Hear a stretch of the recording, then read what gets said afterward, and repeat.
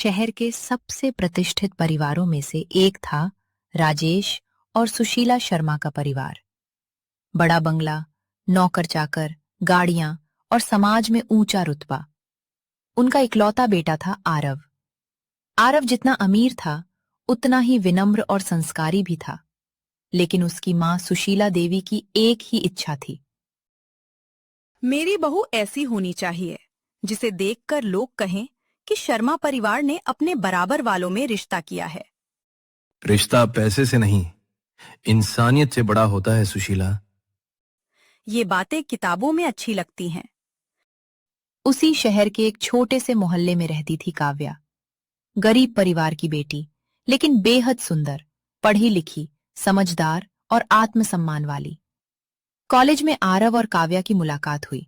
धीरे धीरे दोस्ती प्यार में बदल गई। एक दिन, काव्या, मैं तुमसे शादी करना चाहता हूं। लेकिन तुम्हारी माँ मुझे कभी स्वीकार नहीं करेंगी। मुझे मेरी मां का स्वभाव पता है, लेकिन मैं तुम्हें खो नहीं सकता। दोनों ने कई बार परिवार को मनाने की कोशिश की, लेकिन एक गरीब लड़की इस घर की बहू नहीं बन सकती। मां, वो बहुत अच्छी है। अच्छाई से स्टेटस नहीं बनता।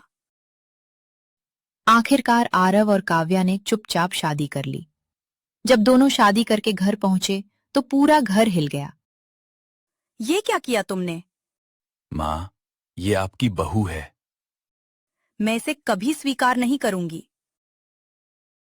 आखिर समाज की बदनामी के डर से सुशीला देवी ने बहू को घर में रहने दिया, लेकिन दिल से उन्होंने कभी काव्या को स्वीकार नहीं किया, बल्कि उसी दिन मन में फैसला कर लिया, एक दिन इसे इस घर से निकाल कर रहूंगी। तुम्हारे घर में ऐसे काम होता है? माँ जी, अगर गलती हुई है तो मैं सुधार देती हूँ। गरीब घर की लड़कियां बस यही कर सकती हैं। दोपहर, मेहमान आए हुए थे।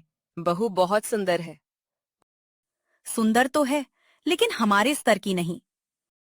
काव्या मुस्कुराती रही, लेकिन भीतर से टूटती रही।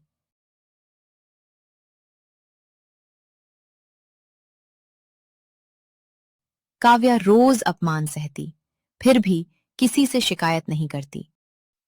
बेटी, इतना सब कैसे सह लेती हो? पापा जी, मैं घर बसाने आई हूँ, तोड़ने नहीं। अब सुशीला देवी और चालाक हो गईं। कभी खाना खराब बताना, कभी मेहमानों के सामने बेइज्जत करना, कभी नौकरों के सामने डांटना। एक दिन, देखो सब लोग, हमारी बहू को चाय बनानी तक नहीं आती। नौकर भी हंस पड़े। काव्या की आंखें भर आईं, लेकिन वो चुप रही। उस रात, काव्या, अब बहुत हो गया। नहीं आरव, माँ बदल जाएंगी। मुझे एक रास्ता दिख रहा है। क्या? मां को उनकी गलती का एहसास करवाना होगा। कुछ दिनों बाद पूरा घर ड्राइंग रूम में बैठा था। अचानक आरव गुस्से में बोला, बस काव्या, अब मैं तुम्हारे साथ नहीं रह सकता। सब हैरान रह गए। ठीक है आरव। आखिर मेरा बेटा समझ गया। काव्या घर छोड़कर चली गई। सुशीला देवी को लगा कि उनकी जीत हो गई।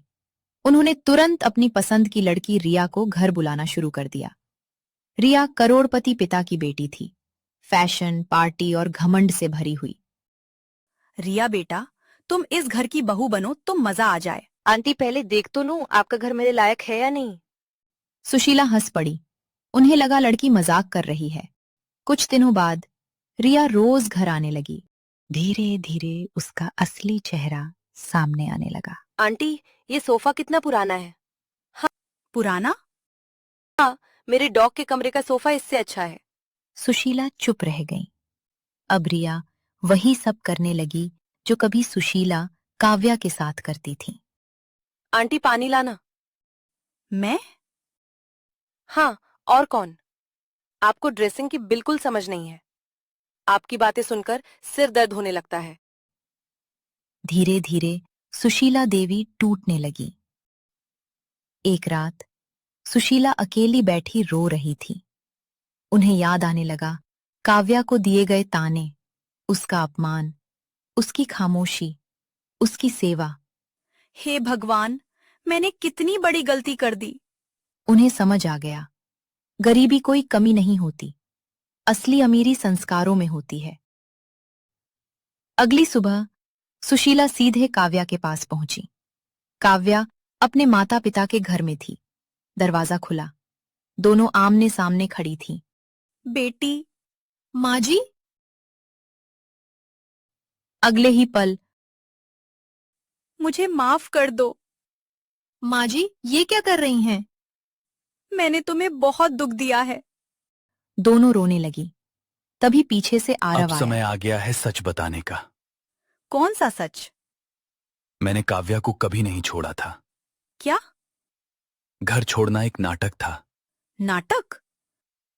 हाँ माँ, मैं चाहता था कि आपको समझ आए कि आपने काव्या के साथ कितना अन्याय किया।